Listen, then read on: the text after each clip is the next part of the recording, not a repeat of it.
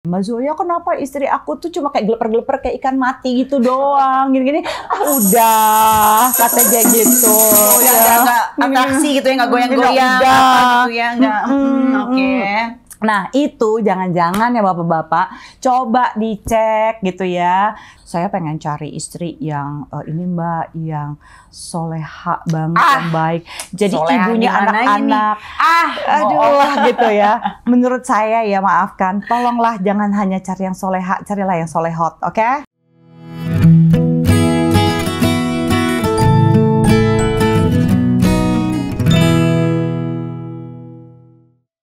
Selamat datang di rumah manis aku, Lollipop Love Light Podcast, tempat kita ngobrolin cinta, kehidupan, dan cara nemuin kebahagiaan versi diri kita sendiri. Aku Salvi Kitty, yang gak usah dikenalin lagi ya Teh Kitty ya, panggilnya bisa lebih kenal, lebih intim gitu loh. Kalau misalkan mau ngobrol, ntar aku balas komennya, oke? Nah, siap nemenin kalian dengan cerita-cerita hangat, seru, dan apa adanya. Di episode kali ini, wow, ini udah prepare banget nih, aku mau tidur ya, oke? Di episode kali ini kita kedatangan sosok edukator, seksologis, wow, sekaligus psikolog klinis yang sering banget membuka mata kita soal cinta, seksualitas, dan relasi sehat. Siapa lagi kalau bukan Mbak Zoya Amiri? Ramai sekali. Berapa nih banyak banget Mbak, ada 10.555 orang ya, oke. Mbak, apa kabarnya? Sehat, thank you. Alhamdulillah, makin sibuk kayaknya ya. Iya, begitulah. Setiap hari penuh tuh pasien. Ada Banyak aja yang banget. nanya. Aduh, banyak banget sekarang. Aku juga surprise. Aku kira kan maksudnya dulu kan biasanya ya udahlah paling 3-4 gitu kan. Makin lama makin banyak ya. Sekarang saya bisa berapa pasien? Waduh, kalau di rumah sakit gitu, di rumah sakit kan aku juga praktek di rumah sakit Jiwa Dharma Wangsa ya. Itu tuh sehari bisa 6 loh. Sehari itu banyak sih menurut aku ya, karena kan satu orang kan bisa 2 jam. Satu orang bisa 2 jam, itu ngobrol aja gitu? Atau ya apa? Ngobrol, ya terapi gitu, konselingnya macam-macam lah. Mulai dari kehidupan cinta, seksualitas, sampai yang udah gangguan kepribadian gitu ya. Udah macam-macam deh. Macam-macam, seru banget sih, bisa baca karakter orang gitu ya, bisa tahu cerita orang gitu. Tapi kan tetap dirahasiain kan? Oh harus dong kalau itu, ya ampun. Jadi Mbak Zoya ini adalah salah satu sahabatku juga. Jadi ini kita podcast ketiga ya Mbak? Ketiga ketemuannya. Ketiga, dan pembahasannya selalu sama. Karena banyak banget ya Teh Selfie, Teh Kitty. Teh Selfie Kitty itu belajar dari dia. Apalagi tentang tadi seksualitas. Karena aku pernah menikah kan. Yang dimana kan aku ketemunya sama kamu telat sih. Ya, itu kan? Di tengah-tengah prahara deh kayaknya. Ya, tengah-tengah prahara yang dimana mungkin nggak ada waktu atau mungkin nggak sempat untuk jalanin. Sekarang udah komunikasi itu penting, ting. Tapi tenang dulu, nanti aku akan bertanya langsung dan kita bisa tahu jawaban dari Mbak Zoya seperti apa dari pertanyaan-pertanyaan yang nanti aku akan tanyakan sama kamu. Oke? Aku deg-degan deh. Deg-degan dong, jangan deg-degan, santai aja. Ini kita udah di atas saja. Ya kan? Siap bobo cantik. Siap bobo, aduh enak banget. Tinggal nunggu pasangannya. Ya, oke, lanjut ya nih. Mbak Zoya ini kan udah lama dikenal sebagai sosok yang berani ngomongin hal-hal yang sering dianggap tabu. Oke. Kalau dibilangin hidup ini itu kayak lollipop, ada manis, asam, pahit. Fase apa sih yang lagi Mbak Zoya rasain saat ini? Oh, kebetulan, aduh, ini jadi malu mesti ngomongin umur nih. Aku baru banget awal tahun ini tuh ulang tahun ke-50. Ke-50? Iya. Thank you. Langsung thanksin. Gue botox nggak besok? Kuncinya apa sih? Kayak mesti banyak-banyak itu deh. Oke. Nanti ya terus? Iya gitu. Jadi di usia ke-50 kemarin tuh kan temen nanyain itu, kita mau doain apa gitu kan. Oh biasanya udah ngide banget banyak sekali kan, mumpung ya. Namanya juga ulang tahun kan. Biasanya vibes-nya tuh oke banget, doanya terjawab gitu kan ya. Terus aku gini kayak, aku lihat gitu sekeliling, semua teman-teman gue tuh oke. Gue udah berteman dengan orang yang bener, ya kan. Terus keluarga juga oke gitu ya. Cuma sayang mama papa lagi di Manado, jadi nggak bisa ikutan ngerayain. But anyway, everything went well gitu. Terus kayaknya banyak yang gue kira, gue harus achieve ini. Pas nggak achieve nggak apa-apa juga kok. Ternyata biasalah ambi kan. Tapi rasa ego tuh ada. Adalah rasa ego kayak, aduh gue udah umur 50 belum ada ini nih tanda-tanda mau ngambil S3 biasa kan gitu kan, ngerasa kayak dulu rencananya umur 50 tuh minimal udah kandidat doktor. Tapi ya udahlah ya mungkin ada sesuatu yang lain gitu sampai mikir kayak tapi variasi kasus yang ditanganin makin banyak. Terus orang yang ngerasa happy tertolong juga banyak gitu. Terus yang pembelajaran yang terakhir juga oke gitu tuh supportnya oke. Masalah ada gitu ya, tapi dibalik semua masalah itu kayak gila ya, gue bener-bener support system gue tuh luar biasa gitu loh. Jadi kayak banyak bersyukurnya lah. Banyak bersyukur. Jadi tua banget gak sih?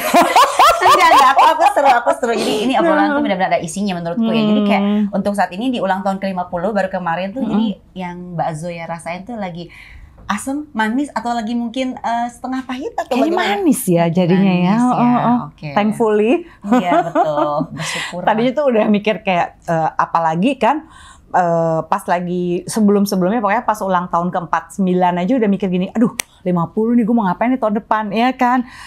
Pertama achievement biasalah, terus gitu nanti mau party gitu ya, partinya begini-gini mau lucu-lucu, biasalah mau sok-sok party 90s ya, secara anak orang 90s gitu kayak pengen ini deh karaoke rame-rame, pokoknya segala macam ada ide. Terus dong akhir Agustus kan demo kan. Gara-gara pemerintahnya ngeselin ya, curhat gue. Terus jadilah bikin kayak gue mau party tapi lagi keadaan kayak begini, lagi kesel dan juga dengan adanya demo-demo kayak gitu kemarin, which is keren banget yang demo ya.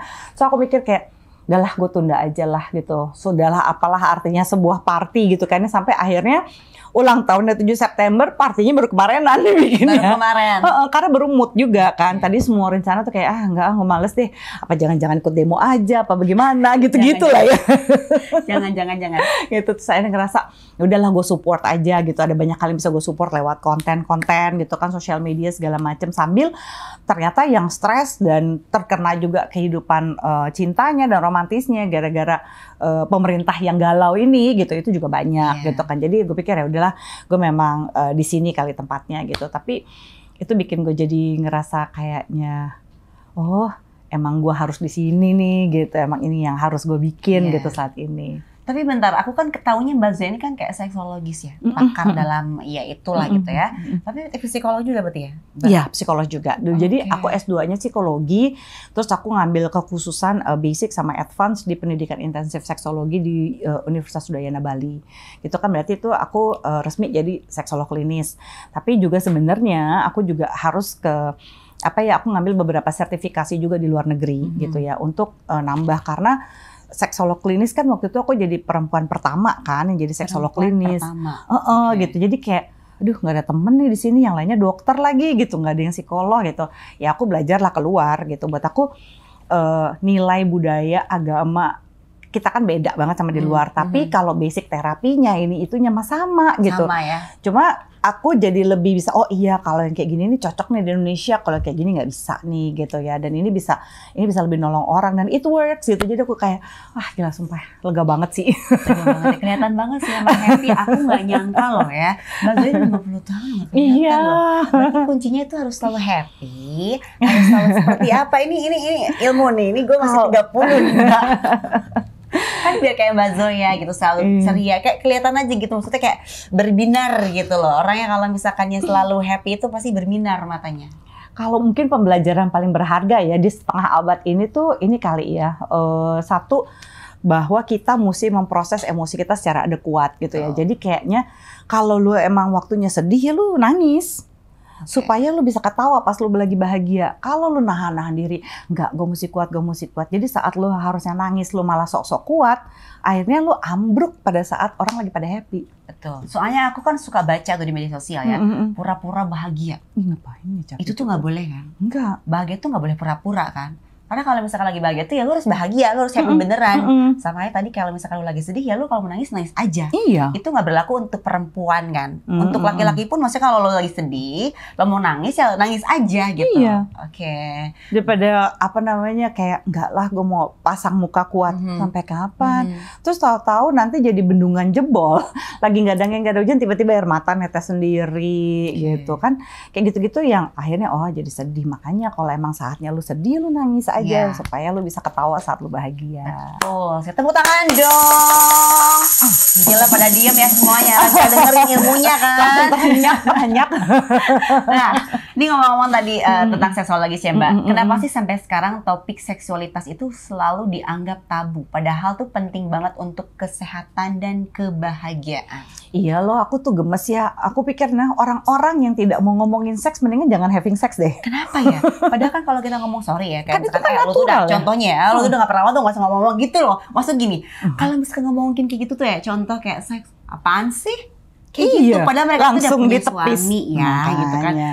Please lah, ini Kita- emang tidak kita semua kan tahu, orang. kita pernah sampai ngomongin itu kan, Nah, makanya gue bilang, itu. aduh gue mesti ngajak konten nih si Kitty nih. Soal si Ya, Kitty nih ya, gitu. Karena kan banyak orang yang munafik pada waktu itu, Betul. maksudnya pasti kehidupan seksual pernikahan kan ada up and down-nya. Cuma Betul. kalau di Indonesia tuh masih banyak orang yang ngomongin seks tuh either ngumbar banget, atau dia tuh ngomongnya kayak tabu banget. Ya untung sekarang ada banyak juga yang mulai coba ekspresif, mulai pada tempatnya. Walaupun banyak sekarang yang pura-pura jadi seksolog padahal nggak ada sertifikasi juga banyak gitu ya. Iya, Cuma iya, ya kita iya. mesti lebih bijaksana aja memilih gitu ya. Oh ini yang ngomong siapa sih? Dia kredibel apa enggak? Terus gitu ketika membicarakan seks itu bukan berarti kita ngomong jorok itu kali ya. Iya, tapi nanti banyak yang bilang apaan sih, malu kali ya. Mungkin kata Mbak Zoe bener, kayak orang tuh apaan sih, orang lebih terbuka tuh konotasinya tuh kayak udah jelek aja gitu. Iya, gitu kan, dramanya udah jelek aja. Terus yang paling sedih adalah kita nih kebanyakan perempuan gitu ya. Ini kita tuh dibesarkan di budaya patriarki di Indonesia kan sebagian besar, di mana yang kita, oh lo nggak boleh ngomongin seks ya kalau cewek ya, lu cewek nakal kalau lu ngomongin seks. Betul. Apalagi lu melakukan seks sebelum menikah, lu tuh cewek nakal. Jadi aku paling sedih kalau misalnya lagi konseling. Jadi gini ya Mbak, saya tuh perempuan nakal. Maksudnya Mbak ngapain gitu, Mbak berantem gitu kan, nunjukin orang, ngapain, nakalnya apa Mbak? Ya saya dulu pernah hubungan seks sebelum saya nikah. Oh gitu. Ya, jadi kan suka orang ini, tahu kan Mbak, saya tuh nakal lah jadi orang. Gimana gitu. Maksudnya mungkin nakal yang ada di otak aku sama nakal gimana gitu. gitu. Gitu kan. Aku bilang, nggak Mbak, itu adalah pilihan gitu kan ya. Oke, kamu udah pernah melakukan hubungan seks sebelum menikah, boleh nggak pakai menghakimi? Oke. Karena orang tuh bisa datang menghakimi dirinya sendiri, sedih Karena banget dia kan. sendiri yang bilang seperti itu. Terus cewek kalau dari lahir tuh biasanya udah, oh lu nggak boleh ini. Pokoknya kita kayak ditutup banget, kayak ada kan orang tua yang ketika ada adegan ciuman ditutupin mata lo. Sama adik gue juga begitu. Ya kan, gak boleh lihat, gak boleh Anak gue ini. masih kecil kan, kalau ada gancuman gimana? Nggak boleh kan? Gak apa-apa. Oh, nggak apa-apa. Kasih tahu aja sama dia tuh kalau yang ciuman tuh gitu ya. Oke. Misalnya ayah sama bunda, ini. Tapi kita kan ciumannya nggak ngumbar, nggak apa segala macam. Jadi kita pada saat seperti itu justru kita kasih Tahu gitu ya. pengetahuan, edukasi agama yang kita percaya bahwa kalau ada orang lain nggak percaya ini nggak apa-apa nak. Which is banyak orang yang beda di luar sana, tapi kita tuh percayanya kayak gini. Gitu. Jadi kan orang juga anak belajar perbedaan dari seks edukasi gitu. Terus kalau anak perempuan dari kecil dilarang-larang ini itu, kita kan nggak boleh keluar malam, nggak boleh pakai rok Emang pendek, nggak boleh begitu? pakai ini, nggak boleh pakai Iya. ini. Tahu-tahu begitu udah nikah, kamu harus bisa menjadi pelacur di ranjang demi suami. Hah? Apa itu? Benda apa itu? Terus bingung kayak, udah kalau hubungan seks pada malam pertama itu nggak apa-apa, kalau sakit diterusin aja. Salah ya. Yang Salah benar tuh banget. gimana Mbak? Tuh, coba. Karena kan kalau misalkan sorry ya, kalau perawan katanya di tesnya Bakal tuh berdarah, betul, gitu sakit kan. atau enggaknya kan bisa aja kalau orang pura-pura sakit, bener nggak sih? Tapi kalau misalkan nggak berdarah itu artinya nggak perawan. Nah, gitu. itu yang bikin kenapa kita tambah tersiksa lagi. Karena ketakutan banyak perempuan mengalami secondary trauma. Jadi Oke. traumanya tuh trauma karena denger misalnya, aku belum nikah, aku denger ceritanya Kitty. Kitty bilang, wah waktu itu Mbak Zoe sakit banget. Tapi abis itu hari ketiga ntar lo udah sembuh juga, lo udah biasa. Oke. Jadinya kan aku ketakutan. Jadi waktu mau hubungan seks, belum apa-apa, pahaku udah nutup. Itu namanya secondary trauma. Aku mendapatkan trauma akibat cerita teman-temanku, orang terdekatku, misalnya kakakku, mbakku, budeku, buleku gitu ya, opung, tante, apa siapalah gitu semua kayak, hah? Oh ini seperti ini, astaga gitu ya. Terus aku jadi ketakutan, padahal itu bukan pengalamanku sendiri gitu. Jadi sebenarnya ketika hubungan seks pertama, kalau memang itu terlubrikasi dengan cukup, terangsang juga cukup, harusnya tidak sakit. Memang Harusnya tidak tidak nyaman, sakit, tapi harusnya nggak sakit. Jadi kata orang gini, tapi pecah perawan. Kok perawan tuh pecah ya gimana ya? Perawan tuh nggak pecah gitu ya. Selaput darah itu sangat elastis sekali kuat. Jadi selaput darah perempuan itu bolong-bolong. Kayak kawat nyamuk cuma lebih besar. Nah itu dia bisa seelastis itu gitu melebar. Jadi kata orang, saya nggak perawan lagi karena jatuh dari sepeda. Nggak ada itu. Aku nggak tahan kalau dengar kayak begitu. Tapi enggak gini, ini langsung edukasi. Iya, gitu. ini kan, aku orang kampung ya, ini orang kampung ya. Benernya aku orang kampung, terus aku taunya kalau misalkannya emang anak gadis tuh katanya suka rapet gitu Mbak. Terus kalau misalkan emang berhubungan gitu kan, iya kalau perawan ya lo harus berdarah gitu. Kalau nggak berdarah berarti lo artinya nggak perawan. Iya kan? Nah sekarang kan orang-orang tuh menilai tuh kalau misalkan lo nggak berdarah ya artinya lo nggak perawan. Sedangkan bener kata Mbak Zoya tadi, melakukan hubungan hubungan seksual. Ribet gue IML gitulah ya. Jadi semangat kayak gini, semangat ya. Kan ini ilmu soalnya ya guys. Jadi kayak misalkan pas lagi IML itu terus sakit itu berarti emang pada dasarnya nggak relax. Nggak relax. Itu satu nggak relax. Berarti nggak ada perawan atau nggak perawan tuh nggak ada gitu. Nggak ada. Keperawanan itu adalah konstruk sosial. Artinya itu diciptakan oleh masyarakat. Jadi gini, aslinya yang namanya perawan dan perjaka tuh apa sih? Artinya virginity itu orang yang belum pernah melakukan hubungan seks dan kontak seksual. Tapi seringkali orang bilang gini, ya Mbak, demi keperawanan dan keperjakaan kan kita nggak boleh kalau ujung kepala penis udah masuk ke vagina nanti sekian banyak sholatku nggak bisa diterima. Jadi apa yang kamu lakukan? Ya kita cium-ciuman aja, kita oral seks, kita anal. Hah? Lewat belakang? Iya kan yang penting perawan dan perjaka. Waduh. Ngerti nggak? Orang tuh cari celah ternyata. Jadi saya bilang gitu. Jadi kamu penisnya sama vaginanya masih perawan dan perjaka, tapi tidak dengan tanganmu, bibirmu, ya kan? Anusmu. Lah, ya kan sama aja. Jadi janganlah cari celah. Jadi kalau misalnya mau pacaran yang sehat, kalau kamu adalah manusia normal, pasti kamu punya hasrat seksual. Benar. Bahas bahwa yang kalau kita nafsu, kita horny gimana? Apakah kita suruh pembantu yang rumahnya misalnya di daerah Antasari pergi beli rokok ke Bogor? Iya, gitu jadi nggak ada orang gitu ya. Supaya nggak ada orang di rumah. Atau kita mesti gimana nih ya? Gitu. Atau mungkin sewa hotel juga di Azana Suite gitu ya. Kalian promo masuk. jadi nanti gimana tuh kalau misalkannya emang benar kata kamu ya gitu. Kalau misalnya ada pasangan tuh emang satu sama lain punya hasrat, udah pasti Mbak, namanya manusia mah punya nafsu. Bohong kalau nggak punya. Bener. Bisa nggak sih lo naksir mau pacaran sama orang deh, udah nggak usah jauh-jauh nikah, pacaran sama orang kayak, iya gue cinta sama dia tapi nggak nafsu sama dia. Ada yang salah sama diri kamu, ya kan? Dan termasuk bagi mereka-mereka yang misalnya ngerasa saya pengen cari istri yang ini Mbak, yang soleha banget, yang baik. Jadi ibunya anak-anak, aduh gitu ya. Menurut saya ya maafkan, tolonglah jangan hanya cari yang soleha, carilah yang solehot, oke? Kayak aku. Tentu. Aduh, ini baru pertanyaan pertama udah seru banget dan panjang ya. Oke, apa pengalaman paling lucu atau unik waktu Mbak Zoya mengedukasi orang soal seks dan cinta? Pernah nemuin ya orang-orang yang lucu atau mungkin banyak lah pasti. Cobalah kasih. Aduh, bukan yang tragis ya. Aduh, untung nanya yang lucu. Kalau yang tragis aku sedih sih emang. Yang lucu tuh gini, masih seputar malam pertama tentunya gitu ya. Jadi banyak kejadian-kejadian lucu pada malam pertama. Kayak mereka bilang gini, terlalu banyak mikir. Ada yang tipe-tipe pasangan terlalu banyak mikir. Terus dia bilang gini, jadi pas malam pertama kita itu baca buku biologi. Kenapa? Kok baca buku biologi? Tapi by the way ini cerita aku sudah meminta izin orang-orangnya ya. Jadi semua aku ceritakan itu nggak mungkin aku nggak minta izin sama yang bersangkutan ya. Either dia klien aku ataupun yang suka curhat di sosmed gitu ya. Karena ada yang suka protes, Mbak Zoya jangan cerita aku. Lah aku juga minta izin lah Mas. Tenang. Jadi dia itu dia bilang katanya, wah kita kayak pelajaran biologi Mbak Zoya. Jadi supaya masuknya tepat sasaran ini itu kita coba begini supaya nggak salah gitu. Oke. Tapi kamu sampai ke sini kan berarti ada yang salah, bilang gitu.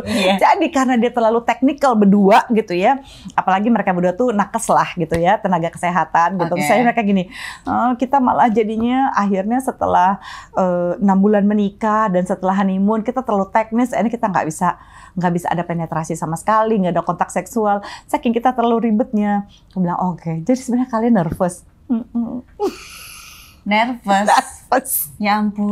Gini ya. Yang secara teknis tuh yang gimana ya? Kan udah tahu ya, Makanya. udah ada lubang sama tiang gitu kan. Tinggal masukin dan cocokin aja gitu kan. Nah ini sebabnya karena Semangat banget maksudnya. emang bener Ya, tapi sebenarnya kan kita kira seks itu natural, ya kan? Tapi ternyata kalau kebanyakan orang tua nakut-nakutin anaknya tentang seks, jangan ada adegan cuma tutup mata, ada apapun tentang seks nggak boleh gini gitu. Umurnya udah 27 tahun, 28 tahun selama hidupnya pokoknya steril banget dari urusan seks, tiba-tiba plak menikah resmi terus urus seks. Kagok. Mereka berdua kagok sebenarnya. Kayak ngerasa, aduh kita akan bikin dosa nggak ya Mbak Zoya? Kita tahu sih secara logika, kita tahu bahwa ini nggak apa-apa. Tapi kita nervous, jadi setiap udah mau penetrasi, si penisnya tuh lemes, terus si perempuannya, aduh. Kita oke nggak sih melakukan ini? Mereka berdua panik, mereka berdua benar-benar masih kayak perjaka dan perawan, dan orang tuanya tuh yang agamis banget gitu ya. Saya nggak usah bilang agamanya apa. Terus tapi mereka berdua yang kayak, aduh kita udah nggak ngerti mesti gimana lagi. Tapi mereka tuh segitu tegangnya.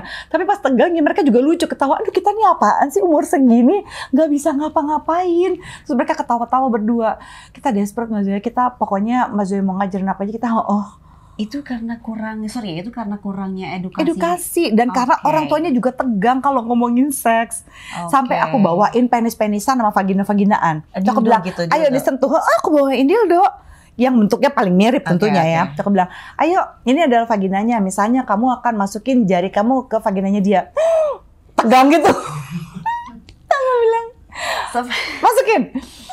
Aduh, ini kan cuma vagina-vaginaan, tenang, tarik napas. Sampai mesti begitu. Udah begitu dimasukin dia. Kira-kira kayak gini ya Mbak Zoya? Iya, kira-kira kayak gini. Tapi ntar nih aku masukin gel ya, biar rasanya kayak gini. Oke, tarik napas gitu. Nah, tuh yang ceweknya juga gitu. Aku bilang, ayo pegang nih, penis-penisan doang nih. Langsung gini. Jangan merem, diliatin. Aduh gini. Emang kenapa? Ini nggak akan meledak. Ini bukan volcano. Pegang aja, pegang deh. Pegang lo ya. Sudah gitu kan. Tarik napas, tenang, udah oke. Jadi itu namanya latihan desensitisasi gitu ya, atau membiasakan diri. Biasanya latihan desensitisasi itu aku lakukan pada mereka yang mengalami fobia.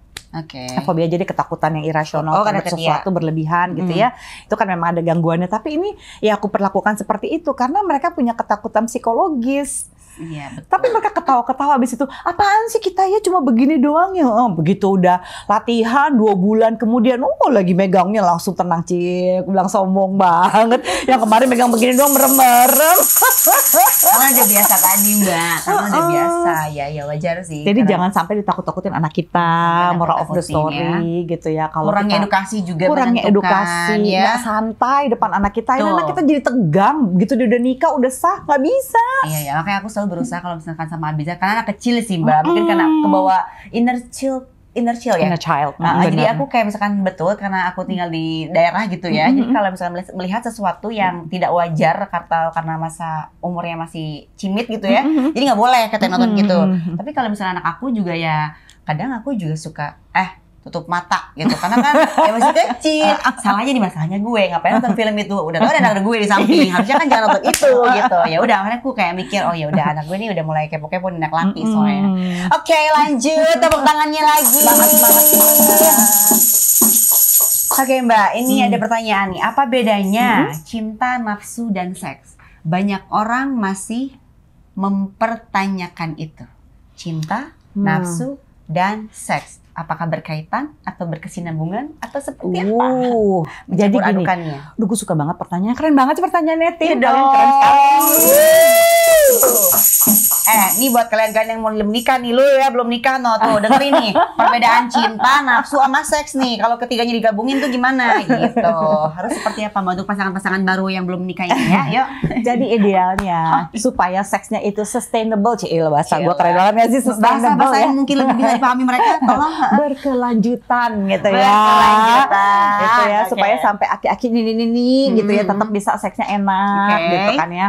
Jadi gini, sebenarnya seks itu atau hubungan seksual atau koitus gitu atau making love gitu segala macam. Jadi gini, it take love to make love. Butuh cinta untuk bisa bercinta. Jadi bercinta sama bersenggama itu 2 hal yang berbeda. Bercinta sama bersenggama itu berbeda. Bersenggama seperti apa bercinta? Bersenggama itu hanya butuh nafsu. Kalau bercinta itu butuh cinta dan nafsu. Oke. Iya kan? Pakai hati kalau making love.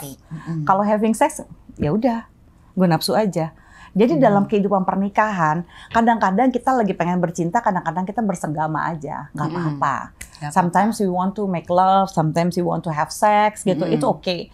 Tapi sebenarnya ingatlah bahwa cinta dan seks tidak selalu berjalan sejajar bersamaan. Tapi kita usahakan dalam kehidupan pernikahan khususnya, dua-duanya ada lah, ya kan?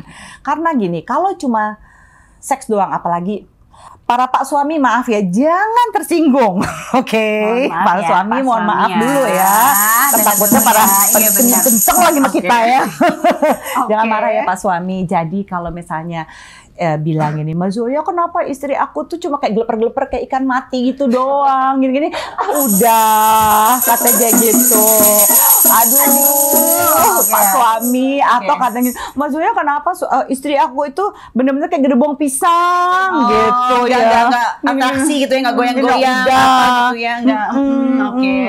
Nah itu jangan-jangan ya bapak-bapak, coba dicek gitu ya, lihat ke diri sendiri. Jangan-jangan setiap bapak-bapak lagi mumet, pak suami lagi pada mumet di kantor, di kerjaan, apa segala macam, langsung melampiaskan ke istrinya. Istrinya merasa cuma dipakai doang pak, kesel gitu. Jadi nggak seharusnya yang seperti apa dong? Pemanasan dulu, dicumbu lah istrinya, dipegang-pegang gitu ya. Iya, dan ya, bapak-bapak jangan cuma megang-megang sama cium kalau lagi mau seks doang ya. Tolong. Itu bikin istri-istri cranky, bapak-bapak. Jadi harusnya gimana selain dipegang dan disentuh? Jadi dicium. Sentuhan, ciuman itu harus ada setiap hari dengan ataupun tanpa seks. Jadi kadang-kadang kalau udah dicium kan istri suka begini nih. Kalau apalagi kalau istri-istri bapak sekalian ya, Pak Su pada begini. Ada maunya deh, dia udah mulai nyium-nyium gua nih. Gitu kan. Jadi makanya istrinya mbok ya dicium, dicumbu, disayang. Jangan cuma pas lagi minta seks doang, Pak. Jangan cuma buat pelampiasan. Istrinya kesel ntar masa kayak dipakai doang. Tuh kan, jadi sentuhan itu nggak mesti harus pada saat bercinta aja. Kapanpun ya, physical touching lah gitu ya. Dan itu kan bikin juga istri juga jadi seneng, merasa diinginkan, nggak cuma berasa dipakai doang. Betul. Nah para istri gitu ya, saya juga ini bagi para istri ya, semua ini pokoknya adil deh kita nih orangnya nih ya. Para istri jangan sering melakukan faking orgasme atau orgasme palsu. Gimana tuh? Udah sayang. Tapi pura-pura padahal nggak dapet. Tapi tetap keluar itu gimana? Kalau caranya keluar itu keluar apa enggak? Jadi ada yang padahal nggak dapet orgasmenya. Karena gini, Mas Zoya habisnya capek banget, saya udah pegel, udah kesana kemari, udah begini begitu, dia kagak dapet, dia kagak keluar. Jadinya saya pura-pura aja Tapi kan kalau misalnya punten kan pegel ya. Kalau misalkan cewek keluar itu bukannya cowok juga bisa merasakan? Ada yang sebenarnya ngelihatnya cuma dari ahunya doang, jadinya ketipu. Nah jangan lupa ya Bapak Ibu sekalian yang menonton ya, terutama pasangan suami istri ya, yang namanya orgasme itu adalah terjadinya vagina spasm. Jadi vaginanya tuh kedutan, harusnya akan berasa kayak jep gitu, ada semacam remasan gitu, walaupun halus. Jadi jangan terlalu fokus sama wajahnya. Dan para perempuan, kalau kita lagi capek, kita tuh bisa banget loh untuk tetap having sex dan enak meskipun kita nggak orgasme. Jadi ya supaya si cinta, ini kan dalam konteks menjawab cinta seks dan nafsu. Cinta, seks dan nafsu. Jadi kadang-kadang kita lagi nggak capek sekalipun, kita bisa nggak mood untuk seks. Nah pada saat itu sebenarnya kita kan tetap mesti punya rasa cinta, walaupun kita lagi ngenapsu-napsu banget. Nah seksnya gimana? Kita ekspresiin aja yang aku sebenarnya lagi ngenapsu-napsu banget nih. Aku nggak capek, tapi aku lagi nggak mood. Cuma kalau kita mau having sex, nggak usah ini ya, nggak usah nanya, kok sayang kamu nggak dapet sih? Aku udah dapet nih. Nggak apa-apa, kan aku juga bisa enak. Jadi nggak ke pressure. Dijelasinnya sederhana itu. Sederhana itu dan sebelum. Iya. Sebelum bilang aja. Jadi gini, sekali-kali ya para perempuan daripada gosok balsem, aduh yang aku lagi enak badan, padahal lagi nggak kepengen seks, ya kan? Siapa yang suka gitu? Ayo. Dengan ngomong gitu ya. Ngomong. Aku emosi. Dibahas ya dong, ya kan. Jadi kalau kita lagi nggak kepengen seks, bilang aja, yang aku lagi nggak kepengen banget, aku nggak capek nggak ini, tapi aku lagi nggak kepengen banget. Nah Mbak Zoya, banyak pasangan yang kelihatannya tuh mesra gitu ya, bahkan di media sosial mengumbar kemesraan atau apapun itulah gitu ya. Tapi ternyata bermasalah di balik layar, gitu ya. Menurut Mbak Zoya, tanda-tanda hubungan yang nggak sehat itu apa aja sih? Oke gini, ini karena peran sosial media ini cukup besar banget ya buat kita semua ya teman-teman ya. Jadi gini, usahakan apa yang kita tampilkan di media sosial jangan terlalu jauh dengan kenyataan yang ada sesungguhnya. Karena ada banyak orang kan gini, pencitraan itu penting lah menurut aku ya kan. Itu adalah pencitraan itu adalah our public self gitu, cara kita mempresentasikan diri kita di muka umum, which is nggak apa-apa gitu. Cuma gini, kita lagi nggak baik-baik aja, kita belum dapat pembelajaran dari masalah yang kita hadapi dengan pasangan, terus kita postingnya, aduh ketika lagi romantis hidup tuh indah ya ketika berdua dengan kamu. Bertolak belakang sekali gitu ya.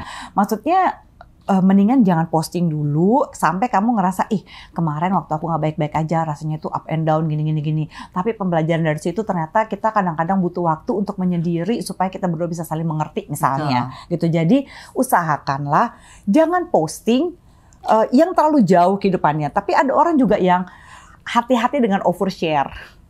Berlebihan gitu loh.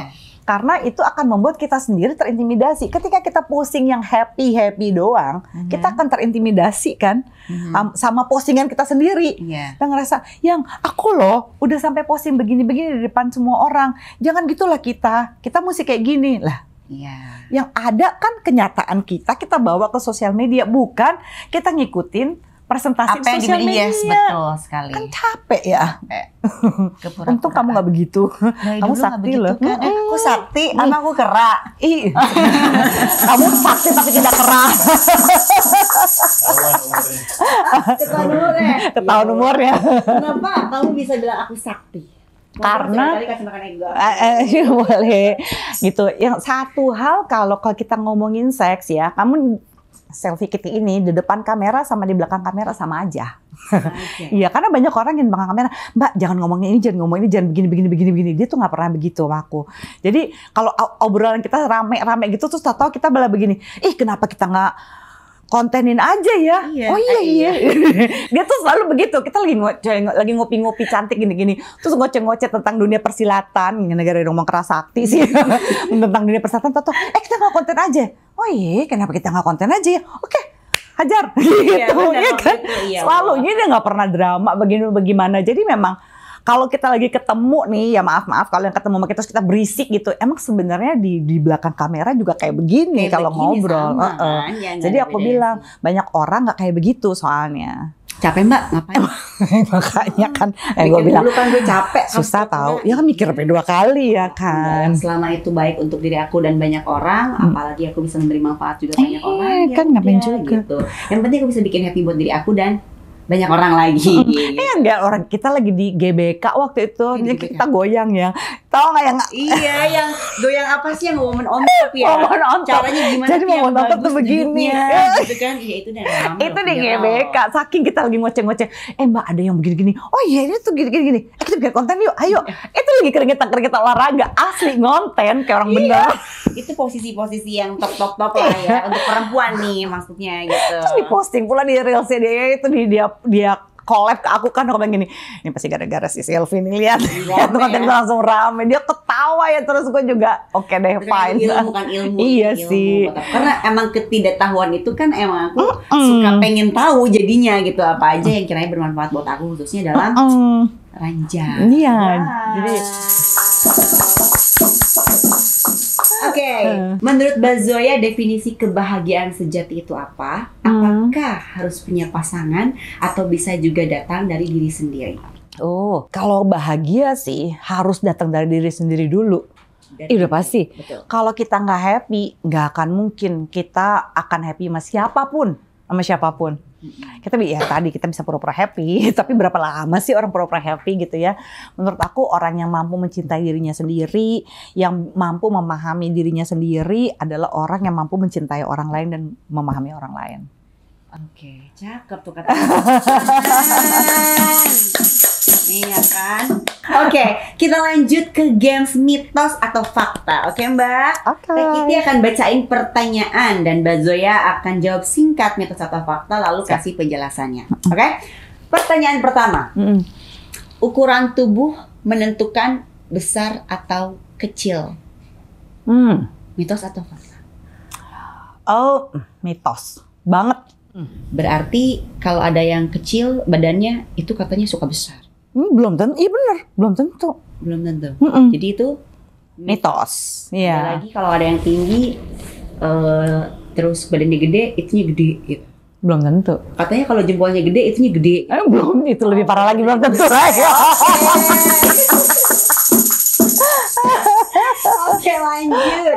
Nih, lagi.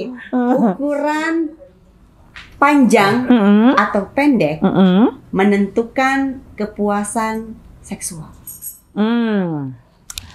Setengah mitos. Kenapa? Gimana tuh? Kenapa Setengah bisa mitos, setengah? setengah fakta. Karena gini, yang penting ukurannya itu bukan mikro. Kalau kita bicara penis ya, ukurannya tidak boleh mikropenis. Mikropenis itu sebesar lipstik. Oke. Kalau dia sebesar lipstik, ukurannya itu tidak normal, udah pasti nggak enak. Oke. Udah pasti. Tapi ukuran normal itu kalau misalnya ukuran normal cara taunya gini deh, daripada ntar pada ngambil ukuran Garis terus gitu ngukur gitu ya. Panjang kali Iya. lebar. Jangan ya. Kalau misalnya bisa pakai kondom itu udah pasti ukurannya normal. Biasanya rata-rata di dunia ini ukuran itu sekitar 49 mm sampai sekitar 55-an mm gitu ya. Jadi Berapa sekitar senti? dua garis tengahnya tuh, garis tengah tuh bisa 2 sampai 3 sentian lah Garis gitu. tengah tuh yang mana ya? Ini bulat nih garis tengah. Oke. Jadi di lingkaran itu kan ada garis tengah. Oh iya. Itu sekitar 2 nih garis tengah sini nih sekitar 2 sampai 3 sentian lah gitu. Jadi kalau panjangnya SNI-nya berapa? Kalau SNI. SNI Iya, SNI aja lah. Kita kan orang Indonesia. panjang yang normal itu tuh sebenarnya sekitar 7-10 cm itu normal banget. Kenapa? Jadi ada nih yang suka dodol ya. Tolong hentikan yang masih sering nge-DM saya dan bertanya, Mbak Zoya lihat dong penis saya ini 30 cm. Pertama itu pelecehan seksual ya. Saya nggak Sumpah? pernah minta. Iya, sampai Ada? sekarang. Aduh, kalau kita udah kayak di Norwegia nih bisa disulo lu ngirim-ngirim penis sembarangan gitu ya. Jadi 30 cm. Menurut saya ya terus terang ya, lu nggak butuh penis sepanjang penggaris buat apa? Kenapa? Karena G-spot ya itu letaknya sekitar 5-7 cm dari liang vagina. Jadi untuk bisa kena ke G-spot itu kalau 30 cm emang perlu sampai sepenggaris sapu lidi Sakit gitu. kali, Mbak. Makanya nggak penting kan? Penting. Itu jadi ada bohong juga kalau sampai sepanjang itu gitu ya. Kayaknya atau aneh gitu. Jadi orang berpikir bahwa makin gede, Makin makin gitu. enak, makin panjang, makin enak. Aduh, kita kan nggak butuh tongkat sihir Iya, gitu betul. ya. Apalagi kalau mainnya biasa aja ya. Iya. Ya, selama Matang normal. ya, selama normal. Jadi tingkat kenikmatan itu ditentukan oleh manuver gitu ya. Jadi gerakannya seberapa sama juga itu ditentukan oleh kekerasan penisnya. Jadi kekerasan penis itu ada skalanya namanya EHS, Erection Hardness Scale. Skala kekerasan penis itu ada 4. Oke, ini Ya. penting nih. Nomor 1, yang paling lembek itu sekeras tahu. Tahu gitu kan sudah membumbung tapi belum bisa ngapa-ngapain. Kayak bule tuh. Iya, ya. Bener. ada beberapa yang nggak bule juga begitu ya kan, yang Oke. kelihatan apalagi kalau pakai celana training ya kan. Oke. Maksud kamu gitu kan? Hmm. Ya itu tahu, tapi belum bisa ngapa-ngapain ya kan. Tempe. Kedua, itu seperti pisang yang dikupas. Sudah membentuk Hah? kayak pisang dikupas ya, udah membentuk tapi kalau kena vagina gitu pasti akan zzz. Bisa gitu. Iya kan dia sebenarnya Kan lembek. kan ada yang Pisang kan gitu ya, kalau Iya. dikupas kan, kenceng kan, tapi masih lembek. Jadi kalau misalnya masuk nggak bisa, reret gitu dia kan keluar lagi. bisanya busuk kali Mbak.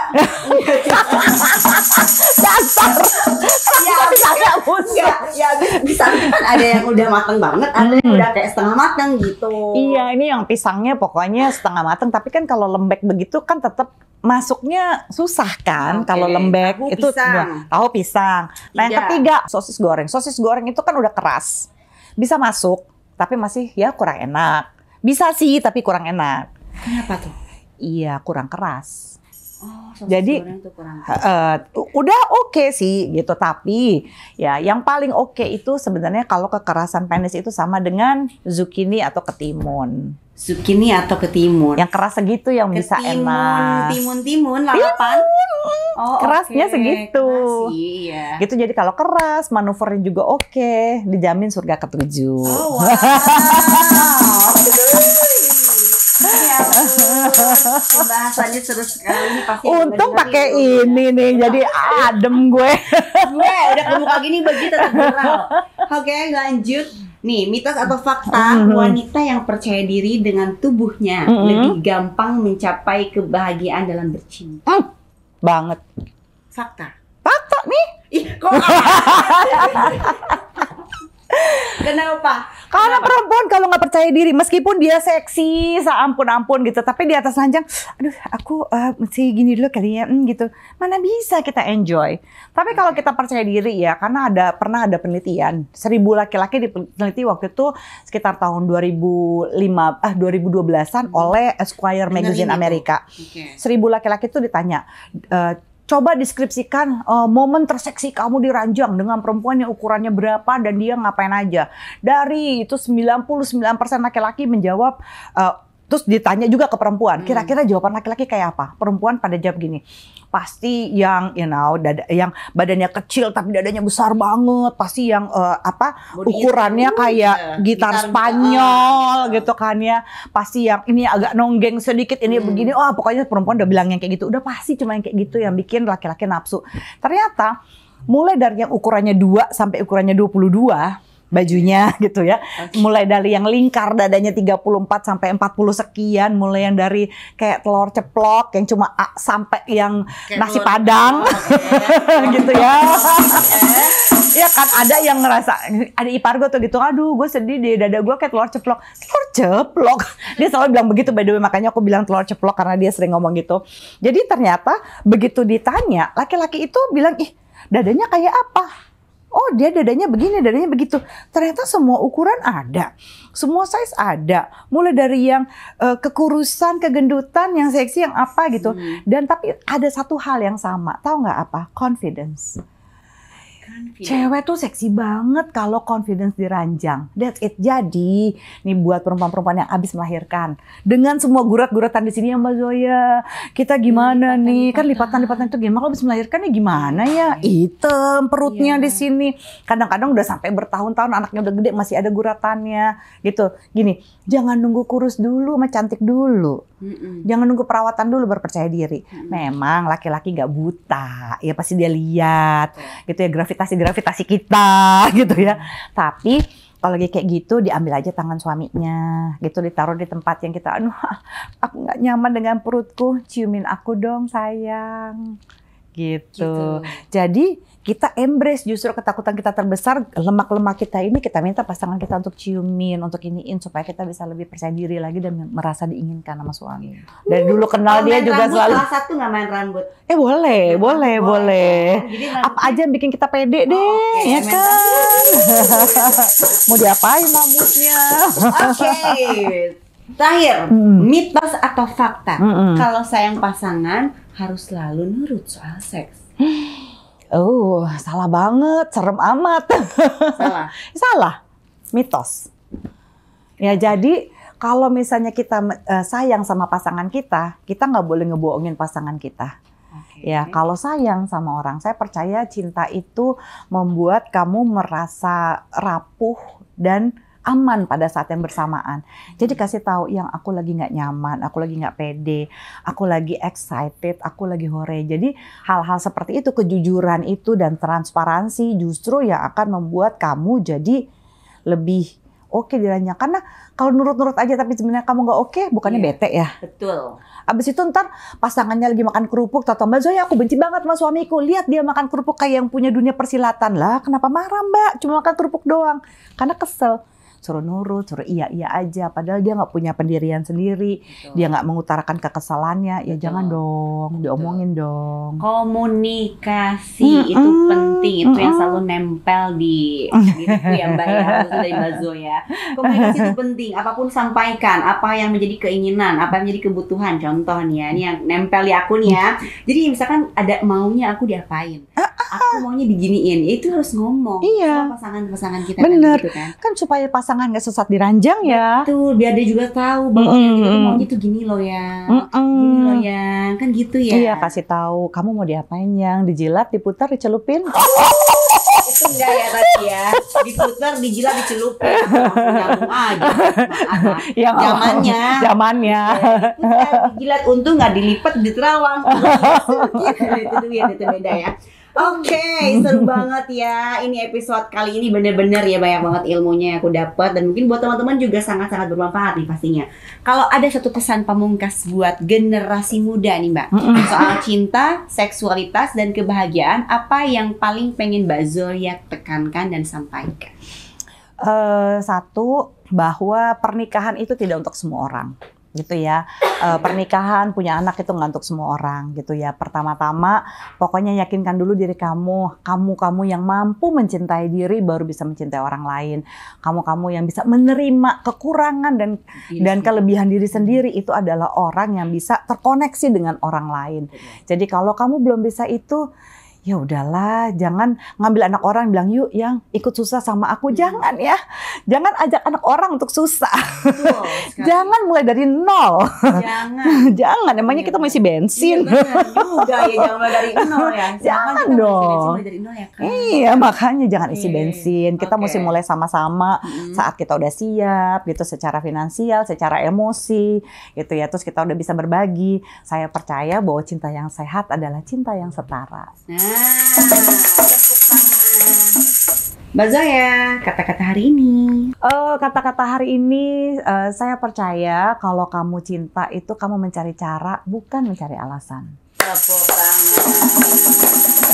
Yang baru mau nikah, dengerin tuh. Cinta itu mencari cara, bukan mencari alasan. Yang punya alasan 1000 cuma just kayak gotik. 1000 alasan. 1000 alasan. Iya, lagunya bener. Ya, terima kasih loh Mbak Zoya. Luar biasa banget obrolan kita hari ini ya. Dari soal cinta, seksualitas, sampai kunci kebahagiaan. Makasih banget sekali lagi untuk Mbak Zoya sudah berbagi insight-nya yang bukan cuma membuka mata tapi juga hati. Nah, buat kalian yang dengerin, aku pengen juga dong dan tanya, kalau misalkan hidup kamu sekarang diibaratkan lollipop, lagi asem, lagi manis, lagi pahit, pokoknya tulis perasaan kalian di bawah ini ya, di kolom komentar ya, biar kita juga bisa sharing bareng. Dan sampai ketemu lagi di Lollipop Love Line Podcast di episode selanjutnya, karena Lollipop tempatnya berbagi cinta dan kebahagiaan. Dadah!